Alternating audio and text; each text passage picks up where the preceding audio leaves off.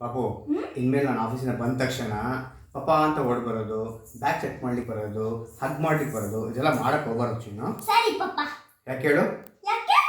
ಯಾಕೆಂದ್ರೆ ಗೊತ್ತಿಲ್ಲ ನಿನಗೆ, ಟಿವಿಲಿ ನ್ಯೂಸ್ ಚಾನೆಲ್ಗಳಲ್ಲಿ ಯಾವಾಗಲೂ ಹೇಳ್ತಾನೆ ಇರ್ತಾರೆ. ಓ ಅದಾ ಕೊರೋನಾ ಬಗ್ಗೆನಾ?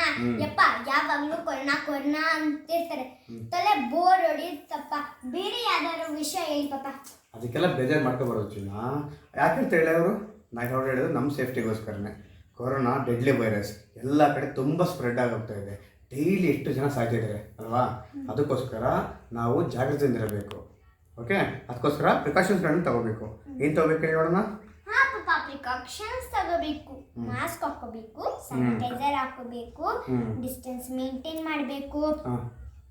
ಮತ್ತೆ ಹೊರಗಡೆಯಿಂದ ಬಂದ ತಕ್ಷಣ ಬಿಸಿ ನೀರಲ್ಲಿ ಸ್ನಾನ ಮಾಡಬೇಕು, ಡೆಟಾಲ್ ಹಾಕಿ ಹ್ಯಾಂಡ್ ವಾಶ್ ಮಾಡಬೇಕು, ಮತ್ತೆ ಹುಷಾರಾಗಿರ್ಬೇಕು. Very good. ಅದಕ್ಕೆ ನಮ್ಮ ಸೇಫ್ಟಿ ನಾವು ಇರಬೇಕು. ಯಾರು ಬಂದ ತಕ್ಷಣ ಹೋಗಬಾರ್ದು ಆ ಥರ ಎಲ್ಲ. ಅದಕ್ಕೆ ನಾನು ಬಂದಮೇಲೆ ಆಫೀಸಿಂದ ಫ್ರೆಶ್ ಅಪ್ ಆಗಿ ಬರೋವರೆಗೂ ವೆಯ್ಟ್ ಮಾಡಬೇಕು. ಆಮೇಲೆ ಕುತ್ಕೊಂಡು ಮಾತಾಡಬೇಕು. ನಮ್ಮ ಸೇಫ್ಟಿ ನಮಗೆ ಮುಖ್ಯ ಅಲ್ವಾ? ಕರೆಕ್ಟ್ ತಾನೇ?